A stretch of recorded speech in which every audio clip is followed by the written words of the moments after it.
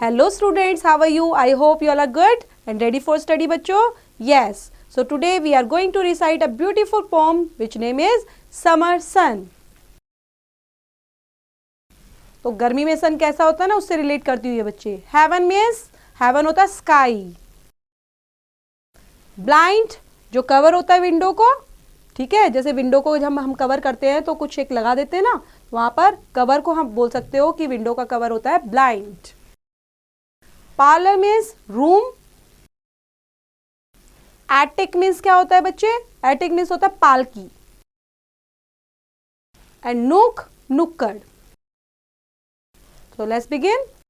Great is the sun and wide he goes through empty heaven with repose, and in the blue and glowing days more thick than rain he showers his rays. So यहाँ पर सन को great बोला गया है बच्चे, है ना, क्योंकि सन से ऊपर तो कुछ है ही नहीं, विदाउट सन की एनर्जी के तो कुछ होता ही नहीं है. तो great is the sun and wide he goes, कितने ज़्यादा बड़े बड़े काम है उसके, है ना, और कितनी ज़्यादा एनर्जी हमें प्रोवाइड कराता है. Through empty heaven with repose, अगर वो होगा ही नहीं तो पूरा हेवन, पूरी स्काई क्या हो जाएगी, ऐसा लगता है खाली हो जाएगी, है क्या. In the blue and glowing days, क्योंकि उसकी वजह से क्या होता है, पूरा डेज ग्लो करता है, ब्लू बन जाता है. मोर थिक दैट रेन, और क्या करता है वो, शावर्स, जब रेन की शावर्स आती हैं तो उनके बीच में से आकर किस तरह से अपनी किरणों को बिखेर देता है. Through closer still the blinds we pull to keep the shady parlour cool, yet he will find a chink or two the slip his golden fingers through.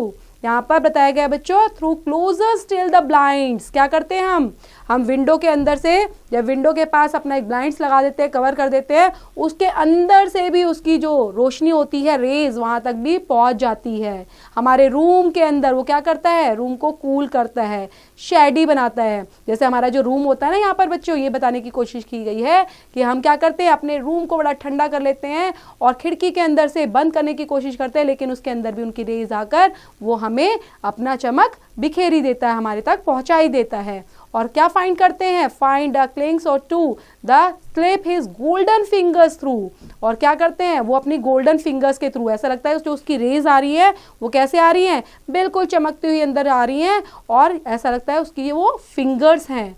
The dusty attic spider clad he through the keyhole maketh glad, and through the broken edge of tiles into the landed he soft smiles.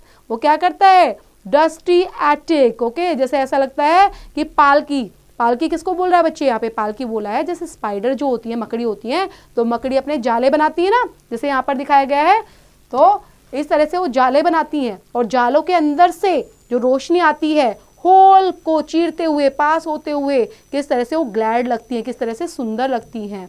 और ऐसा लगता है वो अपने edges को, जो tiles के बीच में एजेस होते हैं, किनारे होते हैं, वहाँ के बीच में भी वो पहुँच जाती हैं सूरज की किरणें, रोशनी वहाँ पर. एंड लैंडर लेआउट स्माइल्स, और किस तरह से उसको देखते हुए वो जो कोई भी होता है वो कितना खुश होता है और स्माइल करता है, उनको ऑब्जर्व करता है. Mean time his golden face around he bears to all the garden ground and shares the warm and glitters look among the ivy inmost nook. अब मीन टाइम पर, मीन टाइम जो golden face around, ऐसा लगता है कि आसपास क्या हो गया, पूरा फेस गोल्डन, हर जगह गोल्डन कलर नजर आने लग जाता है.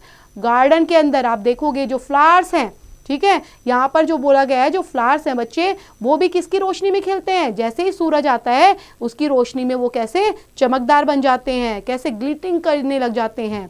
तो वहाँ पर बताया गया है कि गार्डन के अंदर भी जो आप देखोगे कितनी चहल पहल और कितनी मस्ती, वो सब चीज़ें आपको किसकी वजह से दिखती हैं, उन गार्डन के फ्लावर की वजह से, उन ट्रीज की वजह से, जो खुश होते हैं सूरज की रोशनी को देखकर.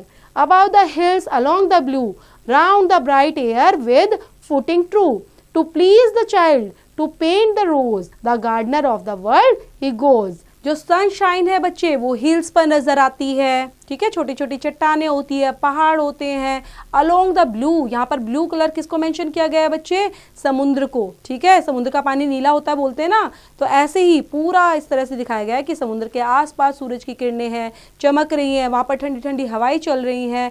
पूरा प्रॉपर तरीके से जो गार्डन का व्यू है, जो हिल का व्यू है, जो स्काई का व्यू है, और प्रॉपर तरीके से जो सी का व्यू है वो प्रॉपर इमेजिन किया जा रहा है कि किस तरह से जो बच्चा है वो इमेजिन करता है कि रोज़ किस तरह से पेंट हो जाते हैं। रोज़ पेंट होने का मतलब जो फूल हैं वो खिल जाते हैं, रोज़ खिल जाते हैं। कि कौन पेंट करता है उसको? सन पेंट करता है, अपनी रोशनी से पेंट करता है। और गार्डन कैसा दिख रहा है? पूरा वर्ल्ड ऐसा लग रहा है उसके अंदर आ चुका है और सब बहुत प्लीजेंट नजर आ रहा है।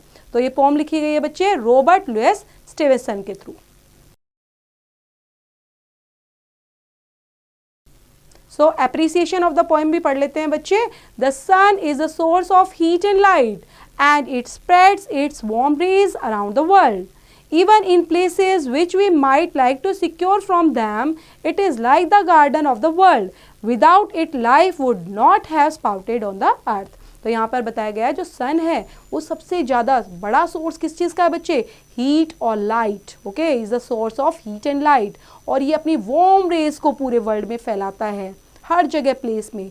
और ये करता है सिक्योर हमारी लाइफ को. अगर सन नहीं होगा, सनलाइट हमें नहीं मिलेगी तो हमारी लाइफ नहीं होगी, है ना. जो गार्डनर्स हैं तो बता रहे हैं it is like the gardener of the world. ये पूरे वर्ल्ड का क्या है? गार्डनर है.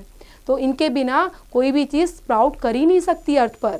तो इसकी इंपॉर्टेंस को दिखाते हुए, सन की इंपॉर्टेंस को बच्चे यहाँ पर दिखाते हुए पूरी पोम को यहाँ पर रखा गया है. तो इसको पढ़ेंगे, रीड आउट करेंगे दोबारा से और इससे रिलेट करते हुए एक्सरसाइज बच्चे डू योरसेल्फ.